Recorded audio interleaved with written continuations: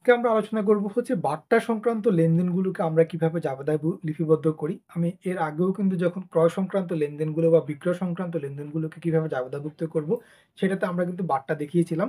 তার আগে আমাদেরকে জানতে হবে যে বাট্টা আসলে কি? বাট্টা শব্দের সাথে যদিও আমরা অনেকেই পরিচিত না, কিন্তু যখনই কিন্তু ডিসকাউন্ট বলি, তখনই কিন্তু আমাদের সবার মাথার মধ্যে চলে আসে যে, ও আচ্ছা বিষয়টা তাহলে এটা।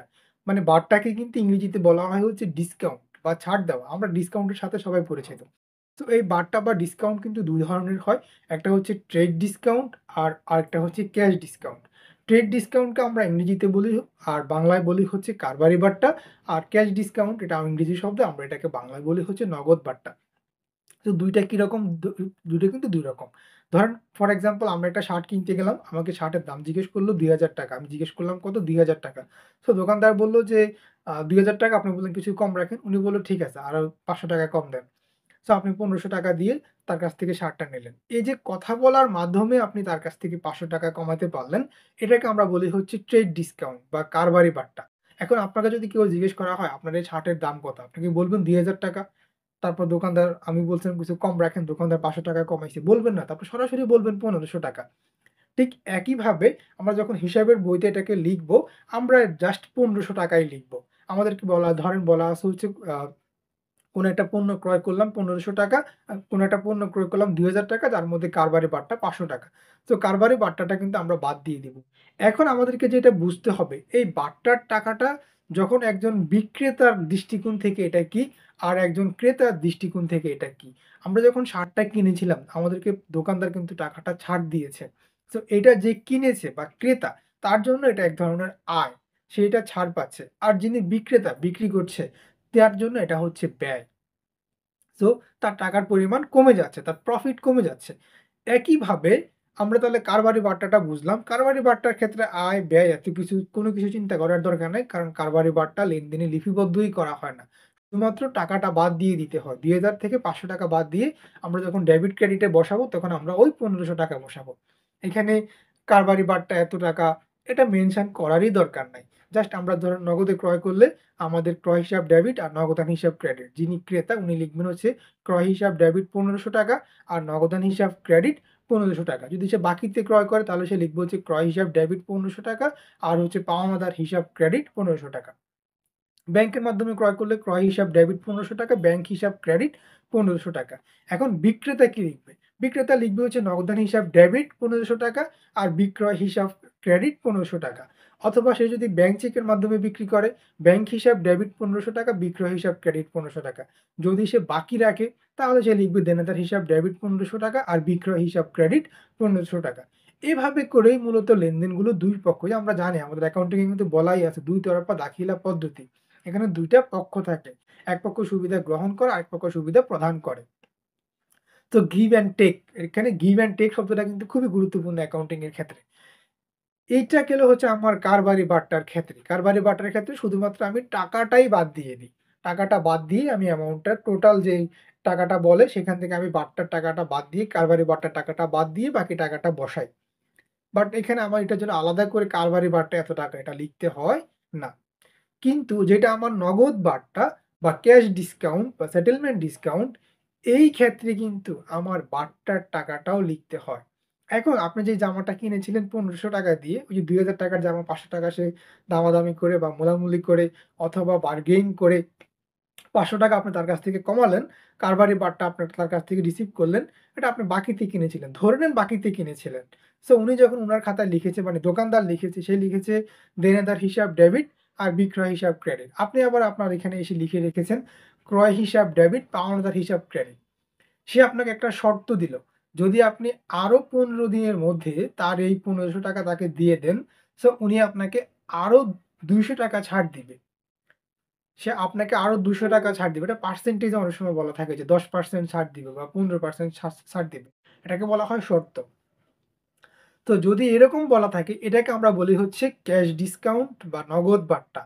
এটাও কিন্তু যে ক্রেতা বা যিনি কিনেছেন প্রোডাক্টটা তার জন্য এই ছাড়টা কিন্তু আয়। সো সে ৳১৫০০ দেওয়ার কথা, সে এখন আর ১৫০০ দিবে না। যদি সে এটা ১৫ দিনের মধ্যেই টাকাটা পরিশোধ করে দেয়। তো এই ক্ষেত্রে কিন্তু আমার জাবেদাটা হবে ধরেন এখন সে টাকাটা দিয়ে দিচ্ছে। সো টাকাটা দেওয়ার ক্ষেত্রে পাওনাদারকে সে ক্রেডিট করেছিল, এখন সে পাওনাদার কমে যাবে। সো পাওনাদার হিসাব ডেবিট। একই সাথে সে নগদ দেনার হিসাবকে ক্রেডিট করবে। সে নগদে ৳১৩০০ দিচ্ছে। আর বার্তা বা সে ছাড় পেয়েছে হচ্ছে ৳৮০০, সরি ৳২০০। তো সেজন্য এটাকে সে নগদ বার্তা লিখবে হচ্ছে ৳২০০ ক্রেডিট।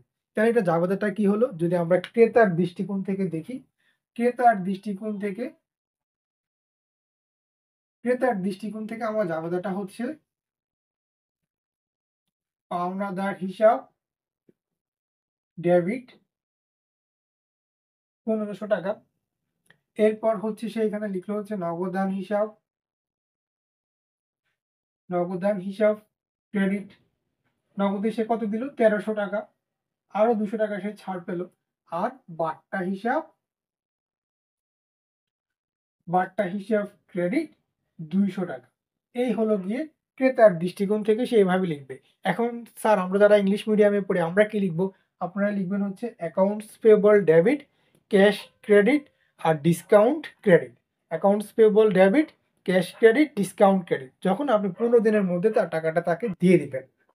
এখন কেউ একজন প্রশ্ন করে বসতে পারেন, "আমি টাকাটা ক্যাশ দিইনি, আমি ব্যাংকে দিয়েছি।" সিম্পল ব্যাপার ভাই। তখন আপনি ব্যাংকে দিলে ক্যাশের জায়গায় বা নগদের জায়গায় আপনি ব্যাংক বসাবেন। এইটুকুনিই পার্থক্য। আর কি? আর তো কোনো ঝামেলা নাই। এরপরে বিক্রেতা এখন কি লিখবে? এটা তো হচ্ছে আমার ক্রেতার জন্য আমরা এই জার্নাল বা এই জাবেদা করব। কিন্তু বিক্রেতার জাবেদাটা কি হবে?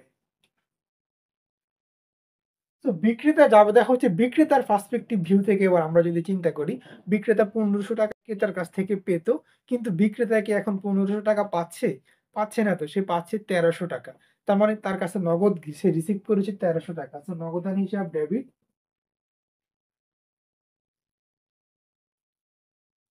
নগদান হিসাব ডেবিট আর বার্তা হিসাব ডেবিট। তাহলে নগদে সে পাচ্ছে ৳১৩০০ আর এই দিক দিয়ে সে ছাড় পেয়েছে ৳২০০। তো তাহলে আমার দেনাদার হিসাব, যেহেতু আমার দেনাদারের পরিমাণ কমে গেল, দেনাদার হিসাব ক্রেডিট ৳১৫০০। এটা হচ্ছে আমার বিক্রেতার পার্সপেক্টিভ ভিউ থেকে যে নগদান হিসাব ডেবিট, বাট্টা হিসাব ডেবিট, দেনাদার হিসাব ক্রেডিট। এখন আমরা ইংলিশ মিডিয়ামে পড়ি, আমরা কি লিখব স্যার? আমরা লিখব হচ্ছে ক্যাশ ডেবিট, ডিসকাউন্ট ডেবিট আর অ্যাকাউন্টস রিসিভেবল ক্রেডিট। এখন আমরা এখানে বারটাকে বিক্রেতার পার্সপেক্টিভ ভিউ থেকে কেন ডেবিট করলাম? বিক্রেতার ভিউ থেকে পার্সপেক্টিভ ভিউ থেকে বারটাকে ডেবিট করলাম। এটা একজন বিক্রেতার জন্য হচ্ছে ব্যয় বা এক্সপেন্স। এটা তার প্রফিটের পরিমাণকে কমিয়ে দিচ্ছে বার্তাটা। তো আমরা জানি যে এক্সপেন্স যদি বৃদ্ধি পায় বা ব্যয় যদি বৃদ্ধি পায় তাহলে হয় কিন্তু ডেবিট। সেজন্য এখানে বার্তা হিসাবকে আমরা ডেবিট করলাম। আর ক্রেতার পার্সপেক্টিভ ভিউ থেকে আমরা বার্তাকে কেন ক্রেডিট করলাম? ক্রেতার পার্সপেক্টিভ ভিউ থেকে আমরা এটাকে ক্রেডিট করলাম। ক্রেতা দেওয়ার কথা ছিল ৳১৫০০, সে দিয়েছে ৳১৩০০। ৳২০০ সে ছাড় পেয়েছে। মানে তার পকেটেই তার ৳২০০ থেকে গেছে।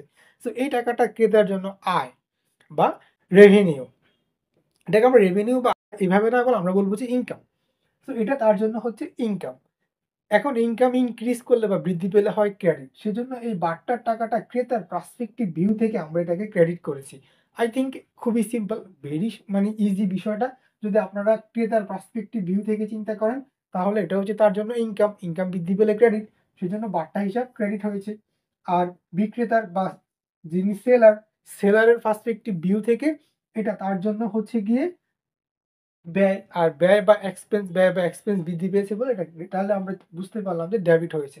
সো বায়ারের পার্সপেক্টিভ ভিউ থেকে কি হবে আর সেলারের পার্সপেক্টিভ ভিউ থেকে কি হবে সেটা কিন্তু আমরা খুব ইজিলি বুঝে গেলাম। আর এটা জার্নালটা এভাবেই হয়। বায়ারের পার্সপেক্টিভ ভিউ থেকে আমার জার্নালটা হয় হচ্ছে accounts payable debit, cash credit আর ডিসকাউন্ট ক্রেডিট। আর আমার সেলারের পার্সপেক্টিভ ভিউ থেকে আমার জার্নালটা হয় হচ্ছে ক্যাশ ডেবিট, ডিসকাউন্ট ডেবিট আর হচ্ছে অ্যাকাউন্টস রিসিভেবল ক্রেডিট।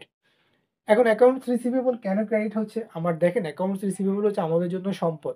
কিন্তু এই সম্পদটা হচ্ছে মূলত আমার নিজের টাকা অন্য কারো কাছে। আমি যখন তার কাছ থেকে বাকিতে বিক্রি করেছিলাম, সে আমার দোকান থেকে আমার প্রোডাক্ট নিয়ে গেছে, পণ্য নিয়ে গেছে কিন্তু আমার টাকা সে দেয় নাই।